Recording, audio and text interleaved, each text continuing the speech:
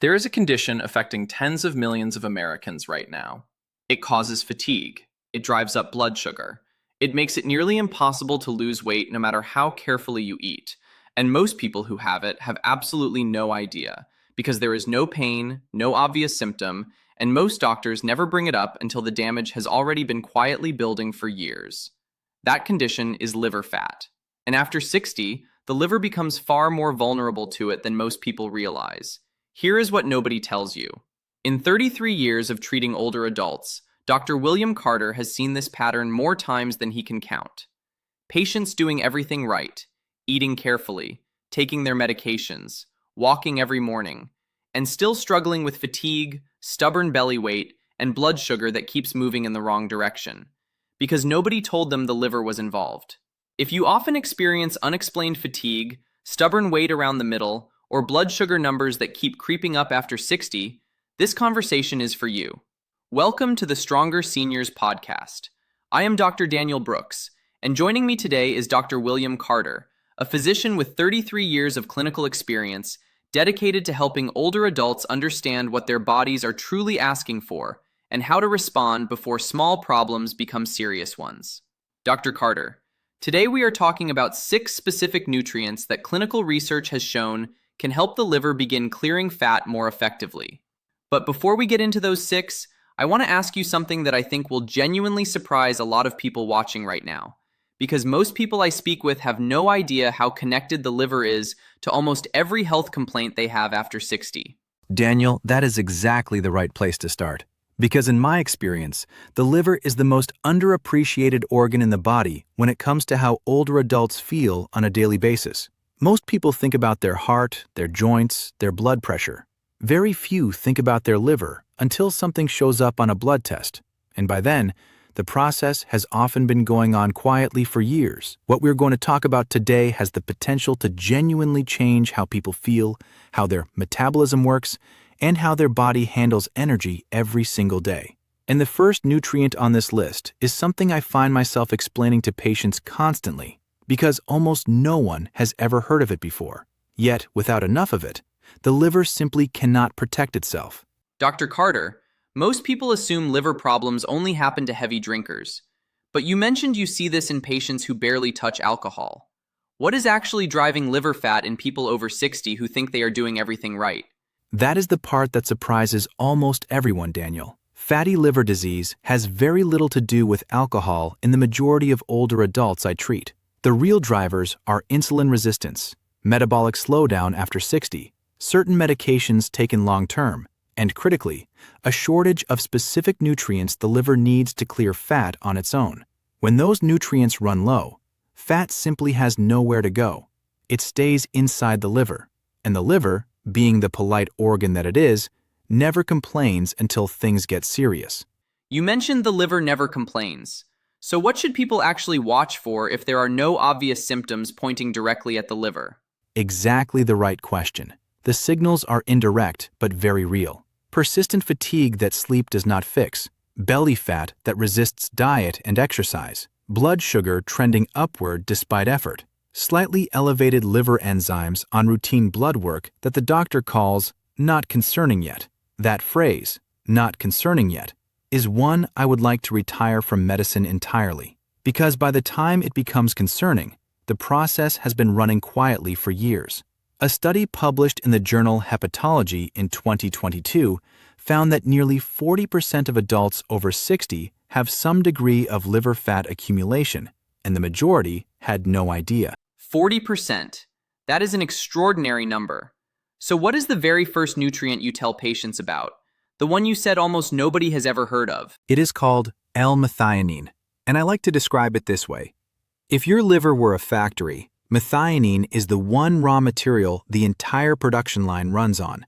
Without enough of it, the factory does not slow down partially, it shuts down whole departments at once.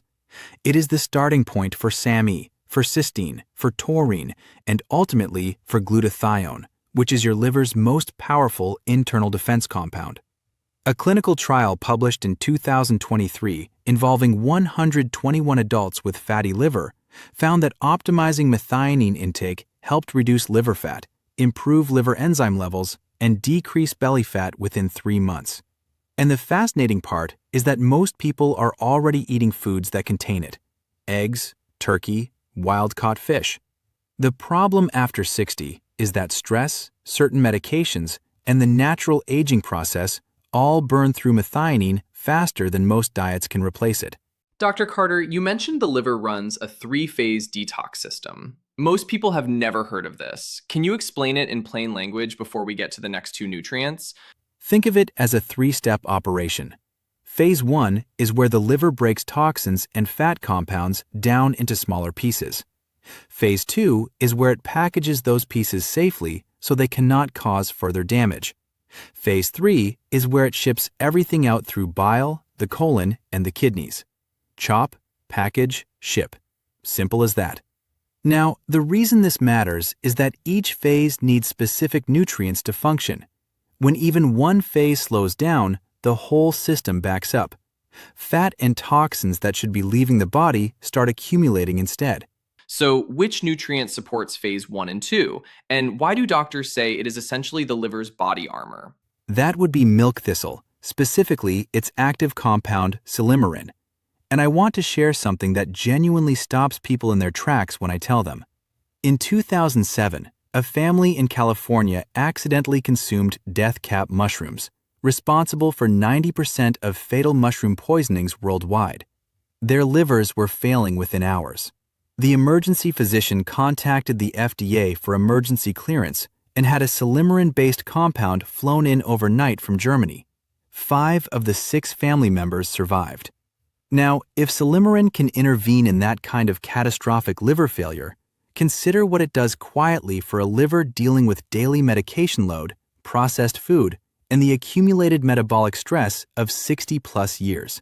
Research published in the journal Phytomedicine in 2020 found that silymarin supplementation raised glutathione levels in the liver by up to 35%.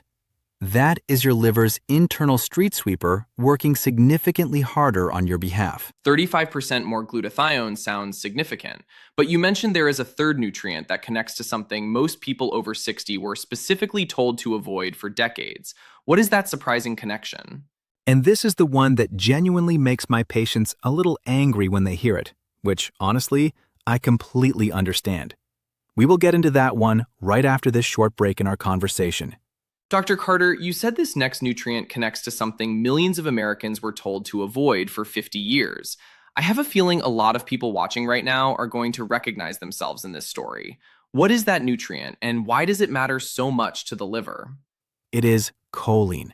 And here is the story that I think every American over 60 deserves to hear. Back in the 1960s, dietary cholesterol was incorrectly blamed for heart disease. As a result, for the next 50 years, people were told to throw away the egg yolk and eat only the whites, or avoid eggs entirely.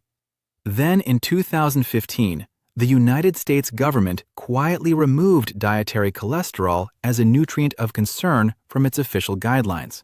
No announcement, no apology, just a quiet revision. And research from Johns Hopkins found that roughly 90% of people with fatty liver disease do not get enough choline, largely because of that decades-long avoidance of egg yolks. Here is why it matters so much. The liver uses choline to build what are called VLDL particles. Think of them as the delivery trucks that load fat onto and ship it out of the liver. No choline means no trucks. The fat simply stays put and accumulates. So, the generation that followed that advice most faithfully ended up with the highest rates of fatty liver. That is a difficult thing to sit with.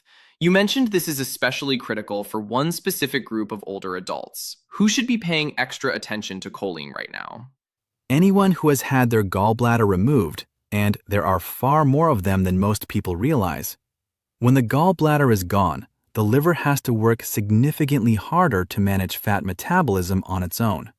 Choline becomes even more essential in that situation because it helps compensate for part of what the gallbladder used to handle. I had a patient, Margaret, 72 years old, from Portland, meticulous about her diet. No alcohol, no fried food, regular walks. Her liver enzymes kept climbing anyway, When we looked more carefully, she had had her gallbladder removed 11 years earlier and had been avoiding egg yolks for decades. Her choline levels were remarkably low. Once we addressed that, her numbers began improving within 2 months. Dr. Carter, you mentioned earlier that emergency room physicians use the fifth nutrient on this list every single day for liver emergencies. That is a remarkable statement. What is that nutrient, and why do ER doctors reach for it first? It is NAC, N-acetylcysteine. When someone comes into the emergency room after a Tylenol overdose, which is one of the leading causes of acute liver failure in the United States, the very first thing doctors administer is NAC. Because Tylenol in high doses strips away the liver's glutathione supply almost completely. NAC rapidly provides cysteine, the key building block the liver needs to rebuild its glutathione defenses before permanent damage sets in. There are documented cases of NAC preventing total liver failure even when given more than 24 hours after the overdose. Now, for older adults taking Tylenol regularly for joint pain or arthritis, which is extremely common, taking NAC is one of the most practical daily protective steps available. It keeps the liver's phase 2 detox running smoothly, even under regular medication load. So NAC protects the liver from the inside out. Now, the sixth nutrient you mentioned earlier, berberine, you said something that genuinely surprised me. You said it concentrates 50 times higher inside the liver than in the bloodstream. How is that even possible, and why does it matter so much? Berberine has a remarkable affinity for liver tissue. When you take it, the liver essentially pulls it in and concentrates it at levels far beyond what circulates in the blood. And once it is inside the liver, it activates something called AMPK, which I describe to patients as the liver's fat-burning switch. When that switch flips on, the liver begins burning stored fat rather than continuing to accumulate it. A randomized clinical trial published in 2019 involving 184 patients with fatty liver found that berberine, combined with lifestyle changes, reduced liver fat by 52.7% over 16 weeks. For context, that is a result that rivals some prescription medications. And berberine has also been shown to improve insulin sensitivity, which is often the underlying driver of liver fat accumulation in the first place. One important caution, though. If you are already taking prescription medication for blood sugar control, please speak with your physician before adding berberine, because together they can lower blood sugar more than intended. Dr. Carter, now that we have covered all 6 nutrients, I want to ask about the mistakes you see patients make most often when they start taking these on their own without guidance. What is the single most common error? Without question, it is buying curcumin in its standard capsule form and expecting results. Standard curcumin has a bioavailability of less than 2%. That means less than 2 cents of every dollar you spend on it actually reaches your liver. The rest passes through unused. For curcumin to genuinely support liver health, it needs to be in an emulsified form, meaning it has been pre-mixed with fat to allow proper absorption. In that form, research has shown absorption increases by a minimum of 40 times compared to standard capsules.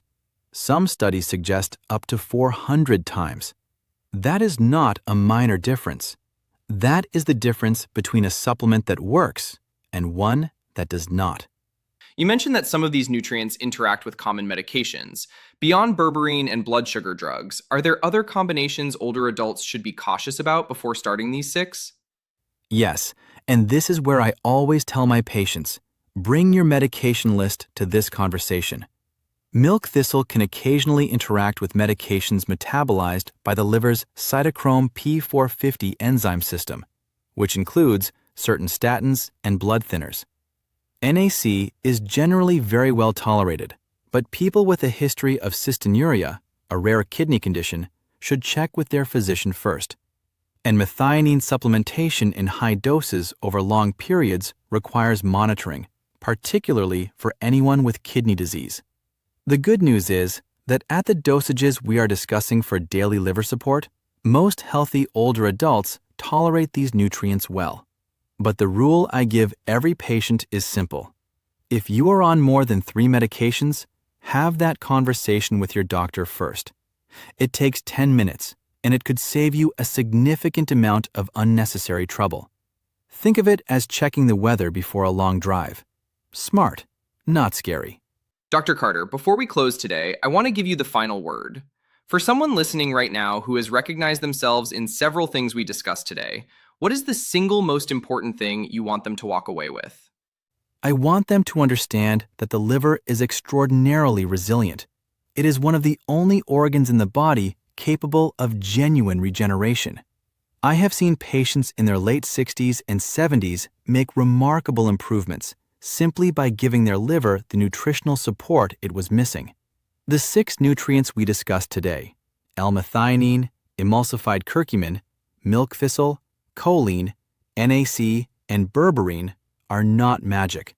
They are tools backed by serious clinical research, but they work best when combined with consistent daily habits, adequate hydration, whole food nutrition, reducing unnecessary medication burden where possible with your doctor's guidance. Your liver has been working for you every single day of your life without asking for anything in return. After 60, it deserves a little more support. And the good news is, it responds faster than most people expect when you give it what it needs. That is a perspective worth holding on to. If today's conversation opened your eyes to something you had not considered before, do this one thing right now. Share this video with someone over 60 who you care about, a spouse, a sibling, a close friend.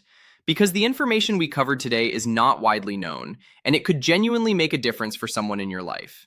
If this kind of honest, research-based conversation is what you come here for, give this video a like and leave a comment below telling us where you are watching from. We read every single one. And hit that subscribe button so you never miss our next conversation, because what we are covering next week connects directly to what we discussed today and may surprise you even more. We are honored to be part of your health journey. This channel is for educational purposes only and is not a substitute for professional medical advice. Always consult your healthcare provider before making health-related decisions. We will see you in the next episode.